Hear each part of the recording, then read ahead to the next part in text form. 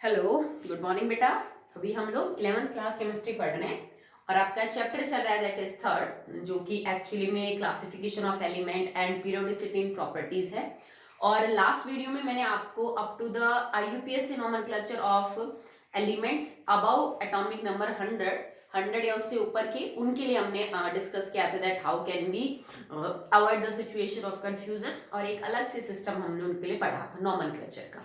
तो उसके बाद आपका जो नेक्स्ट टॉपिक है that is division of elements into block. किसी भी एलिमेंट का ग्रुप और पीरियड आइडेंटिफाई करना आपको आता है, ठीक है। आपको पहले भी समझा रखा है, आपको अभी भी पता है कि अगर आप किसी भी एलिमेंट की कॉन्फ़िगरेशन लिखते हो then you can easily find out कि ग्रुप और पीरियड क्या है। अदरवाइज आपको पूरी पीरियोडिक टेबल बाय हार्ट याद है तो आप आराम से आइडेंटिफाई कर पाओगे कि ग्रुप और पीरियड क्या है, ठीक है। अगर पीरियोडिक टेबल याद है तो फिर ब्लॉक पता करना भी बिल्कुल भी मुश्किल नहीं है, ठीक है। बट एक एलिमेंट का अगर ग्रुप पीरियड ब्लॉक बताने के लिए आपको पूरी पीरियोडिक टेबल ड्रॉ करनी पड़े that is time consuming, okay. So obvious सी बात है, ना CBSE बोर्ड में और ना ही जो कॉम्पिटिटिव एग्जाम है इनमें इतना टाइम नहीं होता कि आप एक या दो एलिमेंट्स के बारे में ये सारी चीजें पता करो और पूरी पीरियोडिक टेबल जो है वो क्या कर दो बेटा, ड्रॉ करो, ठीक है। तो उसके लिए हम क्या करते हैं, सिंपल रूल्स हैं जिनको फॉलो करिए और आप हर सिंगल इंडिविजुअल एटम के बारे में सारी इंफॉर्मेशन दे सकते हैं, ठीक है। तो चलिए, ग्रुप और पीरियड में डिवाइड करना आपको आता है, हम 10 से पढ़ते आ रहे हैं कि एलिमेंट्स को हमने ग्रुप और पीरियड में डिवाइड किया है, हॉरिजॉन्टल वर्टिकल कॉलम्स कौन कितने नंबर में है, you all know that about, okay. So now अब हमने एलिमेंट्स को ब्लॉक में और डिवाइड किया है। कौन कौन से ब्लॉक है हमारे पास, that is S, P, D and F, जो कि आपकी जो 4 सब शेल्स है, मेन जो सब शेल आपके पास G भी होती है बट हम यूजुअली 4 को ही डील करते हैं, that is sharp, principal, diffused and fundamental, ठीक है। तो जब आप किसी भी एलिमेंट की कॉन्फ़िगरेशन लिखोगे तो एक इलेक्ट्रॉन वो होगा जो उसका वैलेंस इलेक्ट्रॉन होगा, जो सबसे बाहर वाली शेल का इलेक्ट्रॉन है। सिर्फ कॉन्फ़िगरेशन भरते वक्त जब आप लिखो उसकी इलेक्ट्रॉनिक कॉन्फ़िगरेशन, तो लास्ट इलेक्ट्रॉन जो है वैलेंस इलेक्ट्रॉन जिस सब सेल में प्रेजेंट है, नॉट शेल, शेल तो थर्ड हो सकती है, तो थर्ड में तो 3 सब शेल है S, P और D, ठीक है।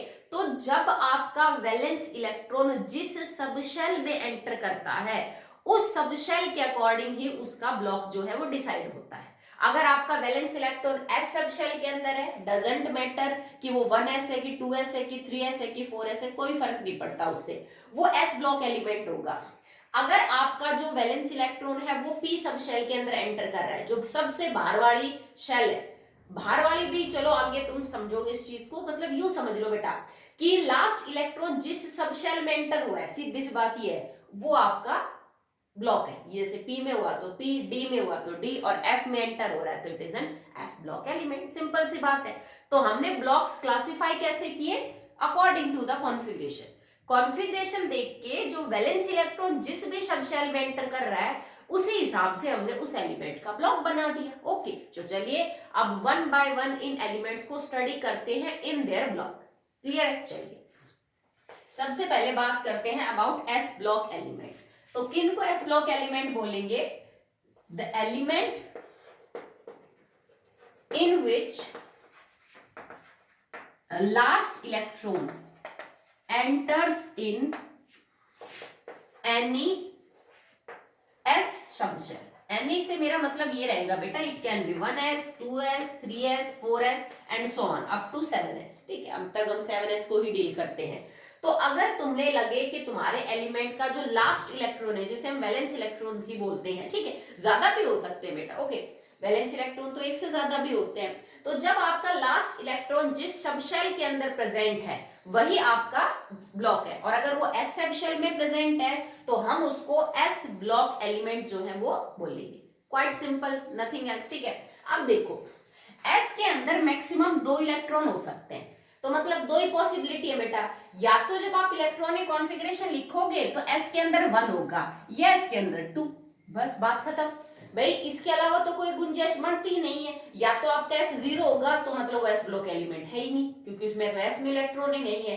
अगर होगा तो या तो वो 1 होगा या वो कितना होगा, 2 होगा, ठीक है। तो जब किसी भी S में 1 इलेक्ट्रॉन हो और वो उसका लास्ट इलेक्ट्रॉन हो, जैसे मान लो 1s2, 2s2, 2p6, 3s1, last electron S subshell में एंटर कर रहा है, मतलब एस ब्लॉक एलिमेंट है, पर एस के अंदर 1 है, तो जब भी एस के अंदर 1 हो ये हमेशा ग्रुप 1 का एलिमेंट होगा, जिनको आप एल्कली मेटल्स बोलते हो, ठीक है, लिथियम सोडियम वाला जो ग्रुप है।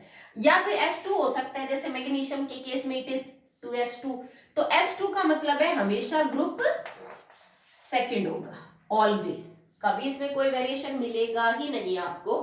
अगर तुम्हारा लास्ट इलेक्ट्रॉन S1 है तो इट इज ग्रुप 1 एलिमेंट, अगर 2 है then it is group 2 element. Okay, चलिए नेक्स्ट बात करते हैं, क्या किसी भी एस ब्लॉक एलिमेंट को आप किसी एक कॉन्फ़िगरेशन से रिप्रेजेंट कर सकते हो?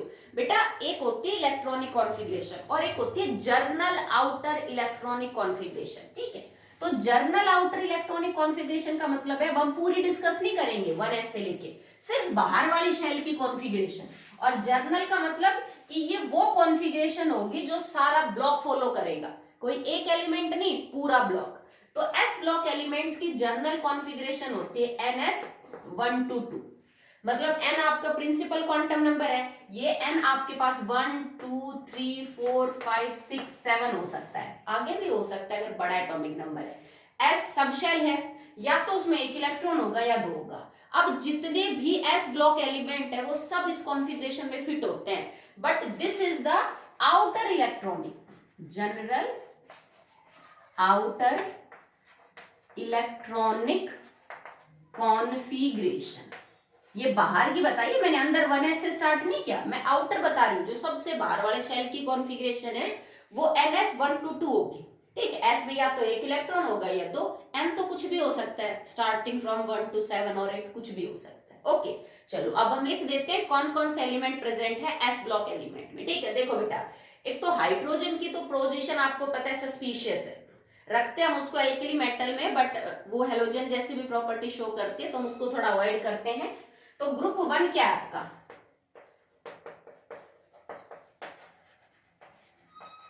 Okay, lithium sodium potassium rubidium caesium and francium, next group 1 है ये। ग्रुप 2 आपका क्या हो जाएगा?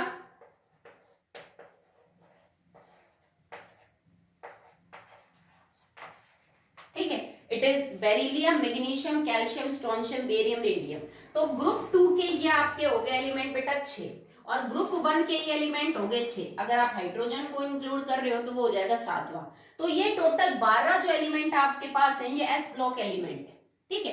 क्योंकि आप इनमें से किसी की भी कॉन्फ़िगरेशन लिख के देख लो, इनका जो वैलेंस इलेक्ट्रॉन है ना, या तो वो S1 है या फिर वो S2 है, आप चेक कर लो बेशक से, सबका एटॉमिक नंबर आपको पता है, ठीक है।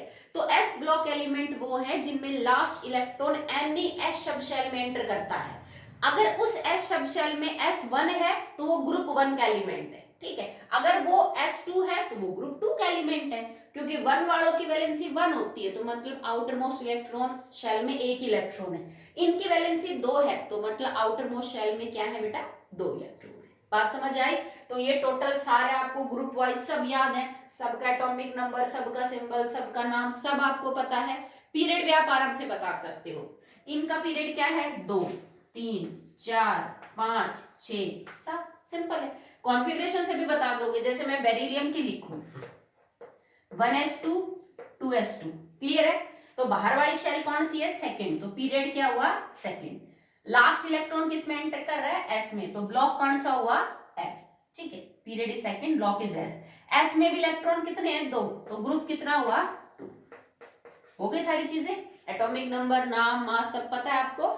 ग्रुप ऊपर वाले जो इलेक्ट्रॉन है वो बता रहे हैं एस के, क्योंकि एस ब्लॉक एलिमेंट सिर्फ 2 ही ग्रुप में होते हैं, या तो 1 या तो 2, और कहीं होते ही नहीं है, ठीक है। इससे मेरे को ब्लॉक का पता चल गया, इससे मेरे को पीरियड का पता चल गया, क्लियर है सबको? ठीक है, तो ये तो एस ब्लॉक एलिमेंट्स है।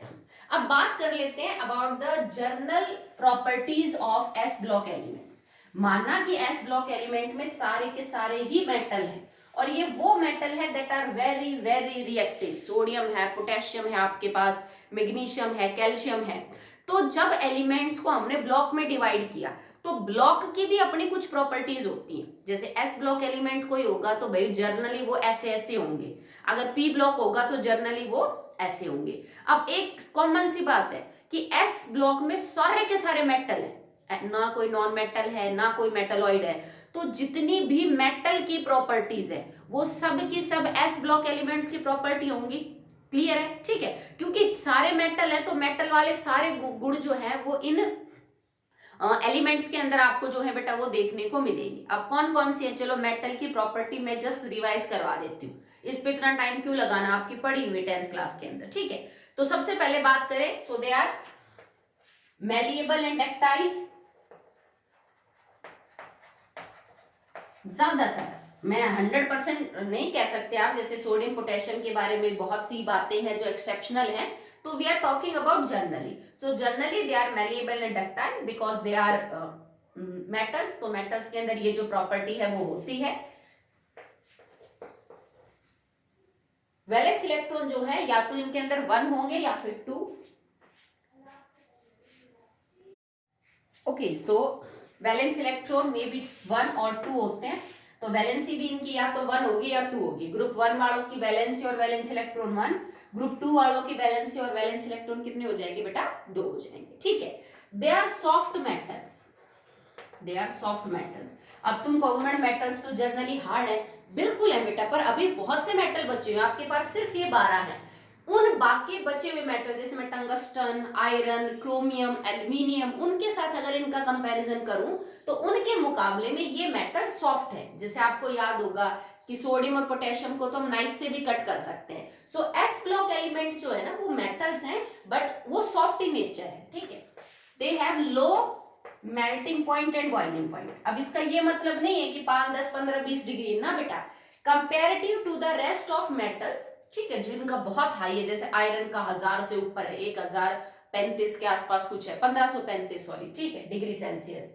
तो उनके कंपैरिजन में इनका जो मेल्टिंग और बॉइलिंग पॉइंट है वो लो है, जैसे सोडियम और पोटेशियम का 100 से नीचे है। तो कंपेरेटिव टू दूस मेटल्स इनका जो है वो थोड़ा कम मिलेगा। Okay, they are highly electropositive. इसमें बहुत स्ट्रॉन्ग टेंडेंसी है खुद के इलेक्ट्रॉन्स को लॉस करने की, क्योंकि आउटर मोस्ट शेल में या तो एक इलेक्ट्रॉन है या 2, मतलब जो ऑक्टेट है ना उससे 1 या 2 इलेक्ट्रॉन ज्यादा है, तो बहुत स्ट्रॉन्ग टेंडेंसी है कि किसी तरह वो निकाल दे ताकि नोबल गैस कॉन्फ़िगरेशन एक्वायर कर ले। बहुत ज्यादा इलेक्ट्रोपॉजिटिव है और बहुत ज्यादा रिएक्टिव है, क्योंकि ये इलेक्ट्रोपॉजिटिव एलिमेंट है तो इनके रिएक्शन करने का मतलब है कि इलेक्ट्रॉन को लॉस करेंगे, लॉस ऑफ इलेक्ट्रॉन करके और रिएक्शन करेंगे, सामने वाला गेन कर लेगा और ये क्या कर लेंगे बेटा, लॉस करेंगे। ठीक है, नेक्स्ट है लो आयोनाइजेशन एंथैल्पी। ये आप अगले चैप्टर में पढ़ेंगे डिटेल में, होता क्या है आयोनाइजेशन एंथैल्पी, मैं अभी वैसे ही समझा देती हूँ।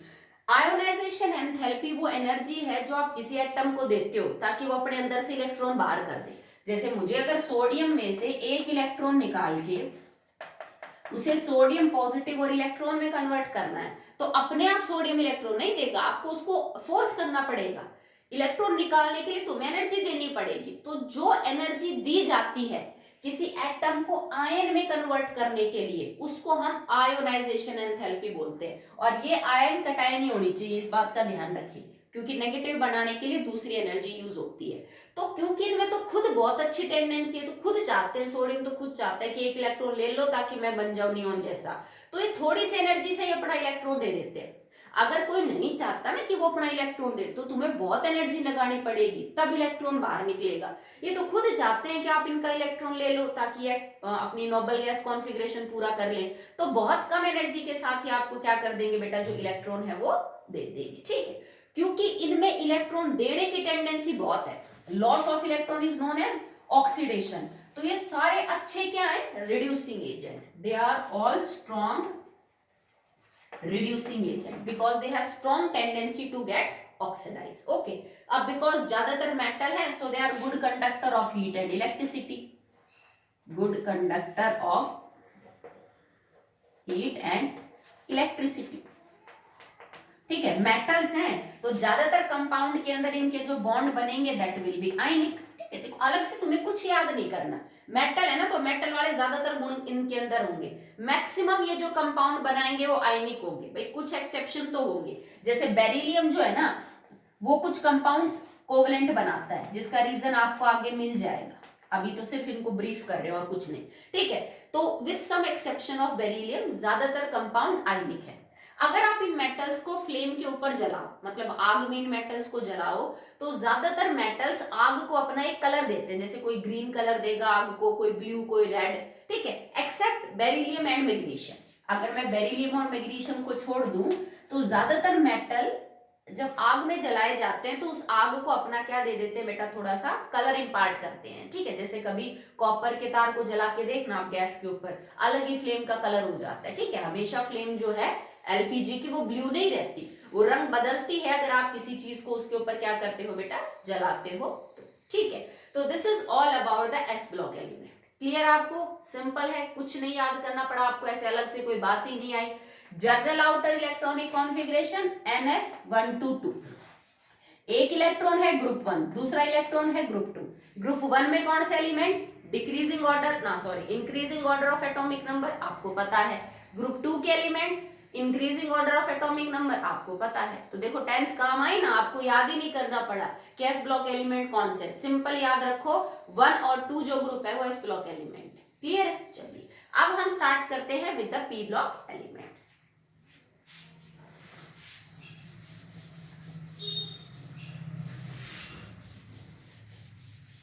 So now p block element.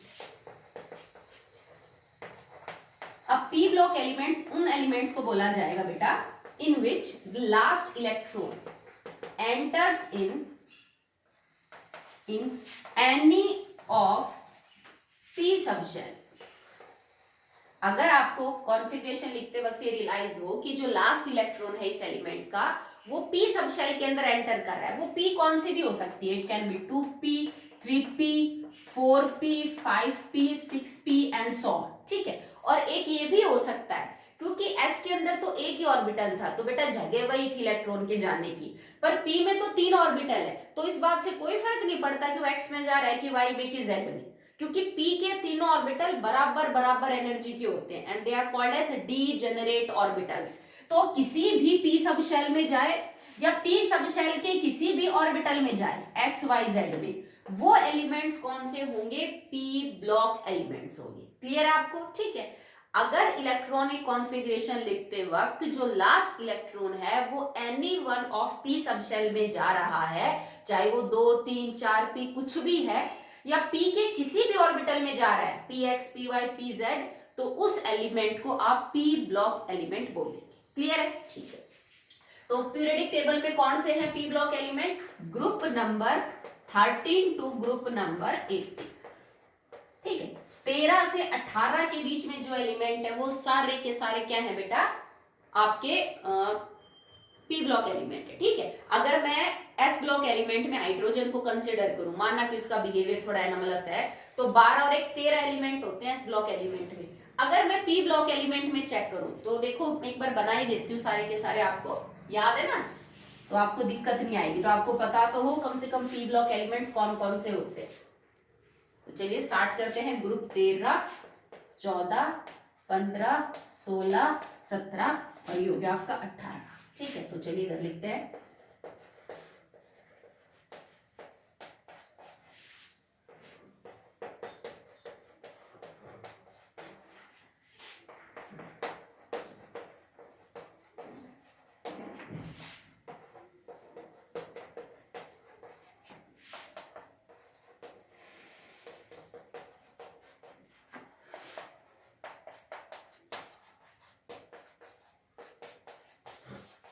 Okay clear है? सबका नाम वगैरह बताने, चलो मैं बता देती हूँ जल्दी से फटाफट। Boron, aluminium, gallium, indium, thallium, carbon, silicon, germanium, tin and lead, nitrogen, phosphorus, arsenic, antimony, bismuth, ठीक है। Oxygen, sulphur, selenium, tellurium, polonium, fluorine, chlorine, bromine, iodine, astatine, astatine के प्रॉपर्टीज भी नहीं पढ़ते हैं, okay. And helium, neon, argon, krypton, xenon and radon. Radon भी radioactive है, तो प्रॉपर्टी वाइज इनको नहीं पढ़ा जाता है, पर एलिमेंट तो p ब्लॉक के हैं। तो देखो टोटल 6 ग्रुप है आपके पास जिसके अंदर p ब्लॉक के एलिमेंट है। अब कितने इसमें देखो 5 10 15 20 25 30 और 1 31, ठीक है। तो मतलब हर ग्रुप में 5 है और टोटल आपके पास 6 है, ये तो हो गए 30। और ये जो 18वां ग्रुप है ना, इसमें एक हीलियम और है, तो 30 + 1 31 एलिमेंट्स पाए जाते हैं p ब्लॉक एलिमेंट में। हीलियम एक्सेप्शन है इसमें। अगर आप हीलियम की कॉन्फ़िगरेशन देखो ना, हीलियम इज 1s2, तो इसमें तो लास्ट इलेक्ट्रॉन s में जा रहा है, फिर ये हीलियम कैसे आ गया p ब्लॉक में? ये आज की पीरियोडिक टेबल की लिमिटेशन है जो मैं आपको ऑलरेडी 10th में बता चुकी हूँ। प्रॉपर्टीज के हिसाब से ये नोबल गैस जैसा है, कॉन्फ़िगरेशन के हिसाब से एल्कलाइन अर्थ मेटल जैसा है, तो प्रॉपर्टीज को इंपॉर्टेंस देते हुए इसको हमने 18th ग्रुप में रखा है, जबकि कॉन्फ़िगरेशन वाइज ये एक s ब्लॉक एलिमेंट था और इसको ग्रुप 2 के अंदर आना चाहिए था। ठीक है, तो टोटल कितने एलिमेंट हो गए? That is 31। अगर जैसे हमने एस ब्लॉक एलिमेंट की जर्नल आउटर इलेक्ट्रॉनिक कॉन्फ़िगरेशन की, अगर आप पी की करना चाहते हैं तो वो ये हो जाएगी, बाहर की कॉन्फ़िगरेशन, अंदर की नहीं, NS2 NP126। इसको समझे, रटना तो बिल्कुल भी नहीं है। NS2 मतलब देखो यहां भी मैंने N लिखा और यहां भी मैंने N लिखा। अब ये N तुम्हारा 1 नहीं हो सकता, जबकि पीछे मैंने 1 भी बोला था ना, अगर हाइड्रोजन है तो वो जो N है वो 1 हो सकता था। हाइड्रोजन की पोजीशन थोड़ी अनसर्टेन है, बट अगर आप NS122 लिखो तो ये N1 हो सकता है फॉर हाइड्रोजन। यहाँ ये 1 नहीं हो सकता क्योंकि N1s तो हो सकता है बट N1p नहीं हो सकता ना, तो हमने तो दोनों के लिए N सेम लिखा, so here N can not be 1। ये कम से कम 2 होगा क्योंकि 2p पहला ऑर्बिटल है p के अंदर जो है, तो ये आपका 2p हो सकता है। अब मैंने क्यों लिखा कि पहले ns के अंदर 2 आएंगे फिर np के अंदर 1 से 6 हो सकते हैं? भाई p के अंदर 3 ऑर्बिटल होते हैं और अगर एक ऑर्बिटल मैक्सिमम 2 इलेक्ट्रॉन रख सकता है तो मतलब टोटल इलेक्ट्रॉन जो एक p ऑर्बिटल में हो सकते हैं दैट इज 6। तो यही मैंने लिखा है भाई, कम से कम या तो 1 नहीं तो ज्यादा से ज्यादा कितने हो सकते हैं? 6 इलेक्ट्रॉन हो सकते हैं p में, पर s के 2 साथ लिखना जरूरी है। क्यों? अब आप इसको कंफर्म करिए।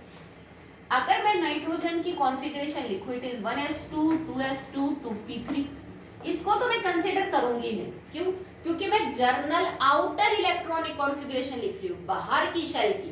ये तो अंदर वाली शेल है तो इसको तो छोड़ दो, पर बेटा ये दोनों तो सेकंड शेल है ना, आप s को कैसे छोड़ सकते हो?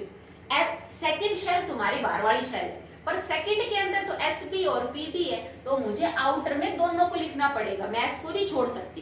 तो इसका मतलब s तो हमेशा भरा हुआ मिलेगा, तभी तो इलेक्ट्रॉन p में जाएंगे जब s भर जाएगा, तभी तो मैंने लिखा s तो हमेशा 2 होंगे। तो जैसे यहाँ पे आपने लिखा 2s2 2p3, इसका मतलब n की वैल्यू यहाँ पे क्या हो गई? 2, तभी तो मैंने लिखा ns2 और np3 है। कोई दिक्कत नहीं है क्योंकि मैंने बोला 1 से 6 के बीच में कुछ भी हो सकता है। ठीक है, अब जैसे मैं लिखती बोरोन की 1s2 2s2 2p1, ये तो है नहीं बैलेंस, तो यहाँ क्या हो जाता है? n यहाँ पे दोबारा से 2 था ns2 और ये हो जाता है np1। ठीक है, क्योंकि देखो यहाँ पे 1 इलेक्ट्रॉन एंटर हो रहा है, यहाँ 3 हो रहे हैं, 4 हो रहे हैं, 6 हो रहे हैं। जैसे नियोन में ये लिखती मैं 1s2 2s2 2p6, इसको छोड़ देते, यहाँ हो जाता 2s2 2p6, मतलब n की वैल्यू 2 थी, ns2 np6। ठीक है भाई, 6 ग्रुप होने का सीधा सा मतलब है बेटा, 13वें ग्रुप में np1 होता है, 14वें ग्रुप में np2 होता है, 15वें ग्रुप में np3 होता है, 16वें ग्रुप में np4 होता है, 17वें ग्रुप में np5 होता है और 18वें ग्रुप में np6 होता है। एक एक इलेक्ट्रॉन ही तो ऐड होगा, s सब में भरा हुआ है तभी तो p में इलेक्ट्रॉन जाएगा, तो ns तो हमेशा क्या लिखेंगे हम? 2, और आगे क्या लिख देंगे? np1 to 6। ठीक है, ये मैंने तो जितने भी एग्जांपल दिए सब सेकंड पीरियड के एलिमेंट थे। अगर ये थर्ड पीरियड का एलिमेंट होता तो यहाँ n3 हो जाता, अगर ये फोर्थ पीरियड का कोई एलिमेंट होता तो यहाँ पे n4 हो जाता, 5th हो जाता, 6th हो जाता। कर लोगे ना बेटा, कोई दिक्कत नहीं है। ठीक है, तो 13 से 18 तक के जो भी एलिमेंट है ग्रुप के, they are all of p block element, because उनका जो आखिरी इलेक्ट्रॉन है वो p सबशेल में एंटर करता है, चाहे वो p1 हो, g2 3 4 5, चाहे px हो, gpy हो, gpz, क्योंकि तीनों ऑर्बिटल बराबर बराबर एनर्जी के होते हैं। ओके, आगे देखिए। Now one more thing, actually में अगर आपसे कोई पूछे that how many elements are in p block total, तो यू कैन टेल देम 36, जबकि मैंने आपको 31 बताया। वो इसलिए बेटा क्योंकि नीचे 7th जो पीरियड है ना p ब्लॉक एलिमेंट में, मैंने आपको 5-5 एलिमेंट लिखे, क्योंकि 7th पीरियड के जो एलिमेंट्स है वो आप सबको पता है कि बहुत अनसर्टेनेट है ना, हम कभी प्रॉपर्टीज पढ़ते हैं उनकी ना, उनके बारे में कभी कोई इन्फॉर्मेशन, मतलब पढ़नी है आपको 11th 12th या फिर आगे की क्लासेस में, ठीक है। बट एलिमेंट तो है, माना कि नाम अनसर्टेन है, बाकी सब है, बट कुछ तो उनके बारे में पता किया गया है। So you can include them in the counting, आप नंबर में इंक्लूड करोगे उनको कि टोटल कितने हैं, ठीक है। प्रॉपर्टीज वाइज स्टडी करने के हिसाब से हम यही पढ़ते हैं जो मैंने आपको 31 बताए, ठीक है। नीचे वाले एक्चुअली में इसमें 80 को RN को पढ़ते भी नहीं है, ठीक है। इसके अलावा जो 7th पीरियड इनका बच गया उनको आप नंबर में काउंट कर सकते हो, जैसे 13 ग्रुप, 14, 15, 16, 17 और 18। अगर आप इनके 7th पीरियड की बात करो तो यहाँ आएगा एलिमेंट एटॉमिक नंबर 113, 114, 115, 116, 117 और 118। मैंने आपको समझा रखा है ना 10th में, किसी भी अननोन एटॉमिक नंबर का भी आप ग्रुप और पीरियड आराम से पता कर सकते हैं। तो ये 7th पीरियड है पी ब्लॉक के अंदर, तो आप इन एलिमेंट्स को और कंसिडर कर लो। कितने हो गए टोटल? 6 तो ये हो गए, और ऊपर आपके पास है हीलियम को प्रॉपर्टी वाइज आप पी ब्लॉक का बोल सकते हो, बट कॉन्फ़िगरेशन वाइज वो पी ब्लॉक का नहीं है। तो हीलियम को अगर मैं एज एन एक्सेप्शन देखूं तो अब टोटल कितने एलिमेंट हुए बेटा? 36 हुए आपके पास पी ब्लॉक एलिमेंट के। तो इसको थोड़ा करेक्ट कर लेना, पढ़ते तो नहीं बट हाँ नंबर में इंक्लूड आप कर सकते हो। Okay, so one more thing, S block के जो एलिमेंट है मतलब ग्रुप 1 प्लस ग्रुप 2, और पी ब्लॉक के जो एलिमेंट है मतलब 13, 14, 15, 16, 17 और 18 ग्रुप के एलिमेंट, इन दोनों को मिला के एक नाम दिया गया है that are known as representative elements. तो अगर कोई बोले कि रिप्रेजेंटेटिव एलिमेंट्स क्या है, तो एस ब्लॉक और पी ब्लॉक के कंबाइंड को इकट्ठा करके ये जो एलिमेंट्स आपके पास है इन सबको हम रिप्रेजेंटेटिव एलिमेंट्स, नॉर्मल एलिमेंट्स या मेन ग्रुप एलिमेंट्स बोलते हैं, ठीक है। आप इनको रिप्रेजेंटेटिव, मेन ग्रुप या नॉर्मल एलिमेंट्स भी बोल सकते हो। याद रखना कंबाइंड, एस और पी को कंबाइंड करके आप बोलते हो, ठीक है। वैसे सेपरेट नाम याद है ना आपको हर ग्रुप के, जैसे ग्रुप 1 को एल्कली मेटल्स, ग्रुप 2 को एल्कलाइन अर्थ मेटल्स, ग्रुप 17 को हेलोजन्स, ग्रुप 18 को नोबल गैसेस या इनर्ट गैसेस, ग्रुप 16 को चैल्कोजेंस, ग्रुप 15 को पिनेकोजेंस। बिकॉज ये हो चुका है लोअर क्लासेस में, so no need to repeat all that. Okay, चलिए बात करते हैं about the general properties of P block element. अब पी ब्लॉक एलिमेंट में ना बेटा वेरिएशन है एस ब्लॉक के मुकाबले, क्योंकि एस में सिर्फ मेटल्स थे, तो मैंने क्लियरली बोल दिया कि जो मेटलिक प्रॉपर्टी है, जो मेटल्स की प्रॉपर्टी है वो एस ब्लॉक एलिमेंट्स की प्रॉपर्टी है। बट यहाँ पे तो तीनों चीजें देखने को मिलती है पी ब्लॉक में, मेटल भी है, नॉन मेटल भी है, मेटलॉइड भी है। अभी मैंने सब एलिमेंट्स लिखे तो आप क्लियरली इमेजिन कर सकते हो भाई इनके अंदर एल्यूमिनियम है, गैलियम है, जर्मेनियम है, लेड है, टिन है, ये सब मेटल्स हैं। आर्सेनिक है, सिलिकॉन है, जर्मेनियम एक्चुअली में, ठीक है। ये बोरोन है, मेटलॉइड कैरेक्टर है। सारी नोबल गैसेस हो गई, हेलोजन्स हो गए, ऑक्सीजन, सल्फर, इनमें नॉन मेटल कैरेक्टर है। तो इसमें तो तीनों तरह के एलिमेंट मिलेंगे, तो इनमें प्रॉपर्टीज भी मिक्सअप मिलेंगे आपको। ओके, सो अगर मैं प्रॉपर्टीज की बात करूं, so they will show variable oxidation state, जबकि पी ब्लॉक के कंपैरिजन में एस ब्लॉक में ऑक्सीडेशन स्टेट में कोई वेरिएशन नहीं था। ग्रुप 1 वाले हमेशा ही +1 करते हैं और ग्रुप 2 वाले हमेशा ही +2 करेंगे, दैट्स इट।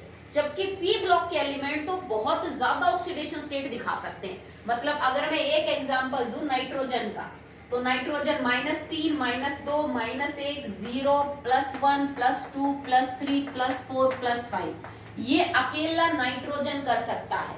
इतने ज्यादा चार्जेस दिखा सकता है वो अपने ऊपर, अपने कंपाउंड्स में।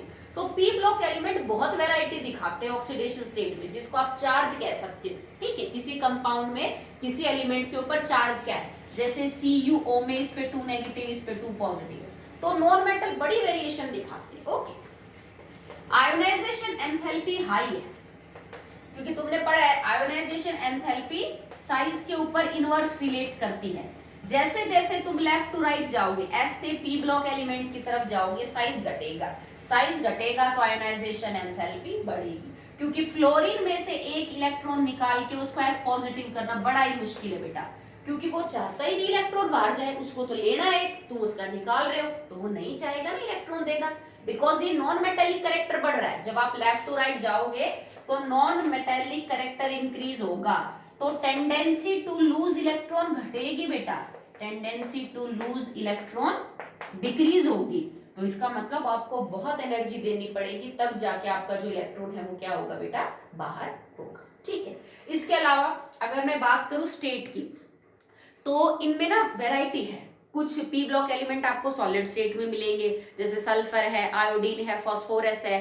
कुछ आपको लिक्विड में मिलेंगे, जैसे ब्रोमीन है।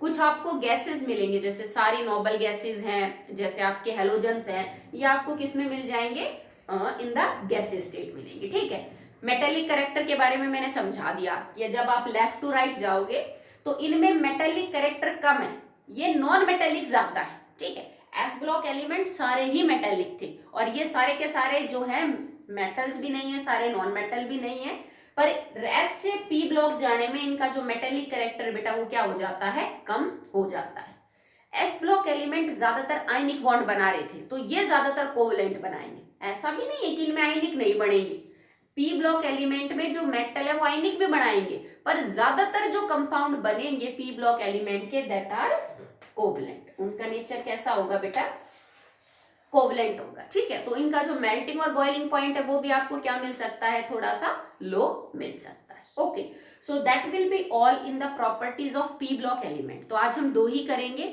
मैंने एस ब्लॉक एलिमेंट और पी ब्लॉक एलिमेंट आपको समझाया है, ये सिर्फ वो ब्रीफ कर रहा है। ठीक है, आगे आपको पूरा इनको डिटेल में पढ़ना है। ठीक है, जब +1 के अंदर ही हमारे चैप्टर का ही नाम है एस ब्लॉक एलिमेंट, उसमें तुम सिर्फ ये जो पूरा एस ब्लॉक एलिमेंट है इनको एक एक खोल खोल के पढ़ोगे कि मैग्नीशियम कैसा है, सोडियम कैसा है, उसकी रिएक्शन कैसी है। फिर एक चैप्टर है पी ब्लॉक एलिमेंट, जो आधा हम पढ़ेंगे 11वीं में, आधा 12वीं में, तब वहां पी ब्लॉक एलिमेंट के हर एलिमेंट को खोल खोल के पढ़ोगे। ठीक है, फिर 12th के अंदर डी और एफ ब्लॉक एलिमेंट भी है। तो अभी तो सिर्फ तुम्हें वो थोड़ा थोड़ा इंट्रोडक्शन दे रहा है कि बेटा कैसे कैसे ये एलिमेंट है ब्लॉक वाइज, फिर इनको हमें पूरा पढ़ना है, पूरी पीरियोडिक टेबल के एलिमेंट्स को पढ़ना है 4 चैप्टर्स में, जिनके 2 चैप्टर 11वीं में और 2 चैप्टर 12वीं में है। तो कंप्लीट पीरियोडिक टेबल, क्योंकि पूरी इनऑर्गेनिक केमिस्ट्री ही बेस्ड है बेटा पीरियोडिक टेबल के ऊपर, तो पूरी एक ब्रांच है केमिस्ट्री की, तो उसको पढ़ेंगे 2 चैप्टर 11वीं में और 2 12वीं में। ओके, तो आज के लिए इतना ही, that's all for the, thank you.